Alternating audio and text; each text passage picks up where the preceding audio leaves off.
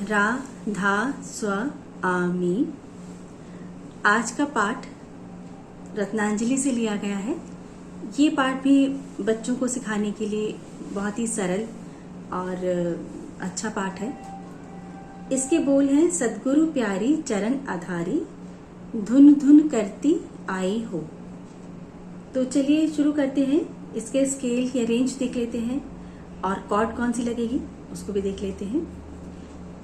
ये पाठ lower Octave या मंद्र सप्तक के जो रेंज है मैं वो बता रही हूँ आपको। यहाँ से लेकर ये है मेरा मंद्र सप्तक या लोअर ऑक्टेव। इसके पा या जी शार्प से लेकर इसकी जो रेंज है, इसका स्केल है वो ये मध्य सप्तक को छोड़ दीजिए।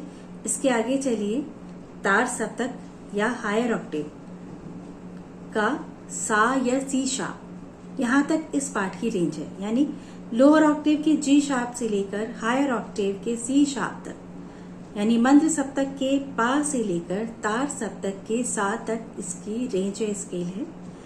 और अब इसमें हम कॉर्ड कौन सी लगा रहे हैं ये भी देख लीजिए। पा, नी कोमल, रे शुद्ध। पा और नी कोमल मंद्र सप्तक के हैं, यानी लोअर ऑक्टेव में जी शार्प और बी, मिडिल ऑक्टेव में डी शार्प या मध्य सप्तक का रे शुद्ध।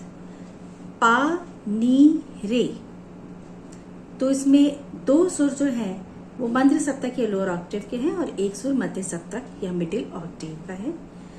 अब कैसे इसको फिंगर पोजीशन जो है ये देखिए। पा, आप चाहें तो थंब या मिडिल फिंगर इस पर अपने नी कोमल पे रख सकते हैं और एक फिंगर आपकी जाएगी रे शुद्ध पर। ये मैंने अलग अलग बताया, एक एक सुर का बताया। पा, नी कोमल, रे शुद्ध। अब तीनों को यानी कि G sharp, B and D sharp एक साथ कैसे प्ले करेंगे, कॉर्ड कैसे लगाएंगे, ये कॉर्ड। और पाठ हमारा शुरू हो रहा है मध्य सप्तक के मिडिल ऑक्टेव के सा या सी शार्प से। तो ये देखिए इस तरह से।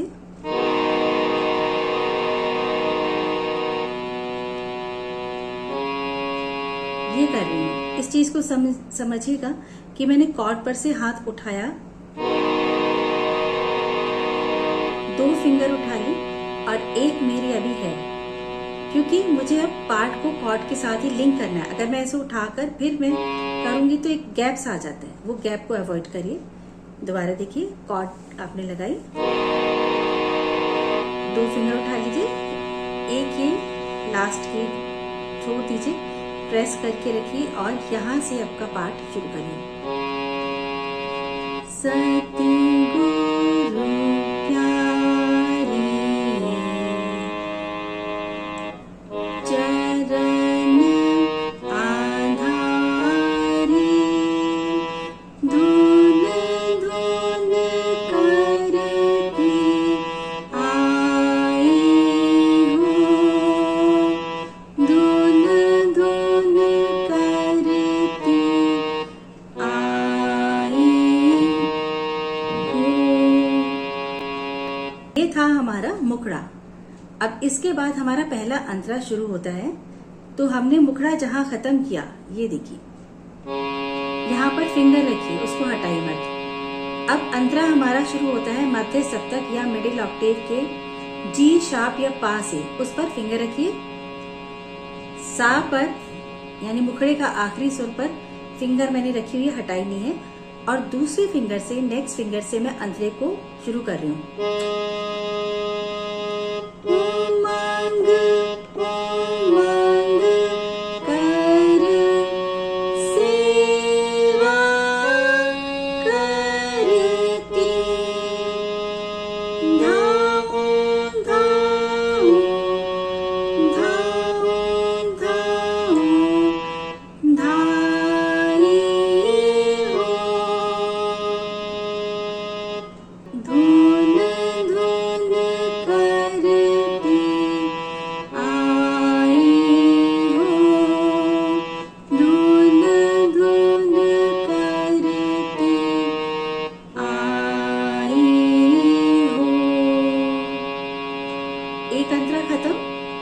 पे मेरी फिंगर है, हटाई नहीं। नेक्स्ट अंजलि के लिए फिर से मैं अपनी दूसरी फिंगर यूज कर रही हूँ।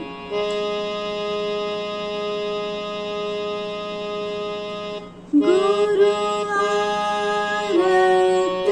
कर मगन हुए अब,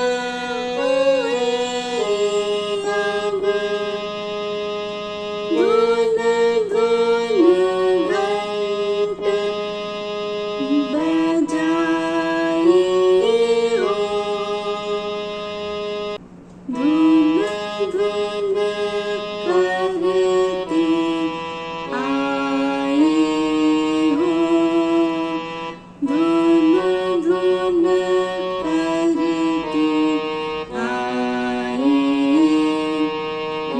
धुन धुन करती आई हो। प्रीति सहित परशाने लेकर खाऊं खाऊं खाऊं खाऊं खाई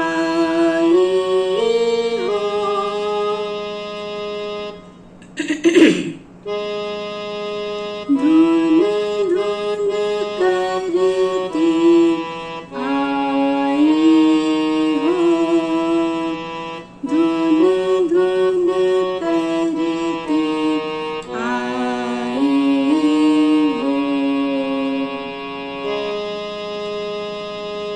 आखिरी अंतरा, राधा स्वामी,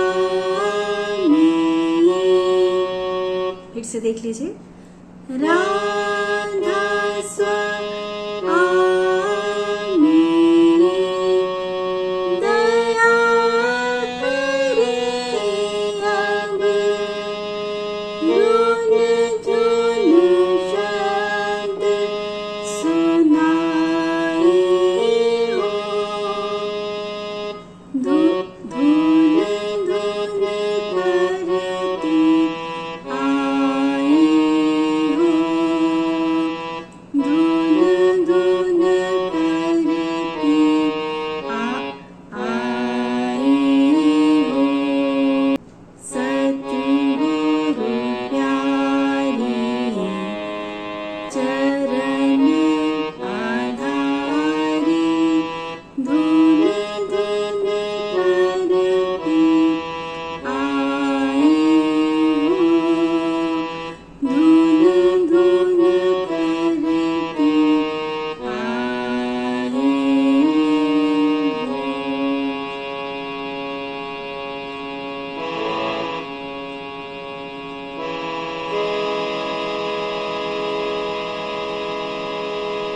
ये देखिए लास्ट में यहाँ सा पर खत्म हुआ।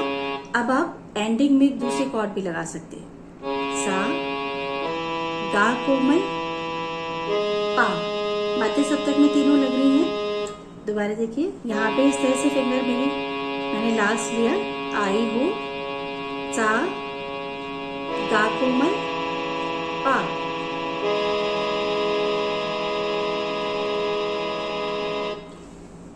तो ये पार्ट के नोटेशन थे जो यहाँ कंप्लीट हुए। अब इसमें मैं आपको बता देती हूँ, फिर से मैं इस वीडियो में रिपीट कर रही हूँ कि ये मेरा मध्य सप्तक या मिडिल ऑक्टेव है। इससे मैं जब पीछे जा रही हूँ, पीछे के ऑक्टेव में, लोअर ऑक्टेव या मंत्र सप्तक में, तो जो जो नोट्स मैंने यूज किए हैं वहां पर मैंने अपने नोटेशन में यानी सरगम में माइनस का साइन लगाया है। वेस्टर्न नोट्स में ध्यान रखिए, मैंने कहा कि वेस्टर्न नोट्स में मैंने उन नोट्स के ऊपर, जैसे मान लीजिए जी शार्प है या ये बी है, इसके लेफ्ट साइड में ही, अपर लेफ्ट साइड में ही मैंने माइनस का साइन लगाया है, ये बताने के लिए कि यहाँ पर सुर पीछे की तरफ जा रहे हैं, कम हो रही है, आवाज कम हो रही है। और ऐसे ही एक ऊंचा स्वर हायर ऑक्टेव का या तार सप्तक का आया था, सा, तो हायर ऑक्टेव में मैंने वहां पे सी शार्प लिखा है और उसके राइट साइड पे प्लस का साइन लगाया है। ध्यान रखिए, बहुत ही सिंपल है, इसको मैं फिर से बता रही हूँ, समझ लीजिए। माइनस का साइन आपको नोटेशंस पर वेस्टर्न नोट्स में जहां पे मिलता है लेफ्ट साइड में, उसका मतलब है लोअर ऑक्टेव यूज कर रही हूँ। और अगर किसी नोट पर, किसी वेस्टर्न सुर पर आपको राइट साइड में प्लस का साइन लगा हुआ दिखता है, उसका मतलब है कि मैंने हायर ऑक्टेव यूज किया है। मिडिल ऑक्टेव में जो भी स्वर या नोट हैं उसमें मैंने कोई साइन नहीं लगाया है। अपने हिंदुस्तानी शैली के हिसाब से भी बता रही हूँ कि मंद्र सप्तक के लिए मैंने नीचे डॉट लगाई है और तार सप्तक या तीव्र सप्तक के लिए मैंने सुर के ऊपर डॉट लगाई है। ये अभी मैं नोटेशन में भी आप लोगों को और क्लियर कर दूंगी। रा, धा, स्व, आ, मी। अब नोटेशन को थोड़ा देख लेते हैं और समझ लेते हैं। जैसे मैंने कहा था कि जो लोअर ऑक्टेव या मंद्र सप्तक के जो नोटेशन या सुर होंगे उनके वेस्टर्न में मैं बात कर रही हूँ। वेस्टर्न नोटेशन में ये देखिए, यहाँ पर लोअर ऑक्टेव का बी आया है तो मैंने बी के लेफ्ट में माइनस लगा दिया है। और मैंने कहा था कि अगर तार सप्तक या हायर ऑक्टेव में हम जाते हैं वेस्टर्न नोट में तो मैं उस नोट के राइट साइड में प्लस का साइन लगाऊंगी। यहाँ पे आप ये देख सकते, ये देखिए कि यहाँ पर हिंदी में देखिए, हिंदी वाले उसमें ये तार सप्तक का सा यहाँ पर हमने लिखा है। अब इसको वेस्टर्न नोट में मैंने कैसे शो किया है? वेस्टर्न नोट में ऊपर ही नीचे तो डॉट आती नहीं है कि लोअर या हायर ऑक्टेव के में, पर इसमें मैंने क्या किया है कि हायर ऑक्टेव को दिखाने के लिए मैंने सी के राइट साइड में यहाँ पे प्लस का साइन लगाया है। अगर मुझे लोअर ऑक्टेव दिखाना है तो देखिए, ये मुझे लोअर ऑक्टेव का सी दिखाना है तो मैंने माइनस लगा दिया है। तो इस तरह से नोटेशन में वेस्टर्न नोट्स में प्लस माइनस भी मैंने आपको क्लियर कर दिया। हिंदी के जो आपको सरगम है वो पता ही है कि ये नीचे अंडरलाइन होती है, वो कोमल स्वर होते हैं और ये सब शुद्ध स्वर हैं। कोमल नी कोमल अगर हमें मंद्र सप्तक में दिखाना है तो मंद्र सप्तक में नीचे डॉट आती है, ये देखिए, तो नी कोमल है और उसके नीचे डॉट है, इसका मतलब ये मंद्र सप्तक का नी है। तो इस तरह से सरगम या जो नोटेशंस हैं वो मैंने आपको इस पार्ट में क्लियर कर दिए हैं। बहुत ही सिंपल सा पार्ट है। इससे पहले वाला पार्ट भी बच्चों के लिए था जो बहुत ही सिंपल था, उसके नोटेशन और धुन भी बहुत सरल थी।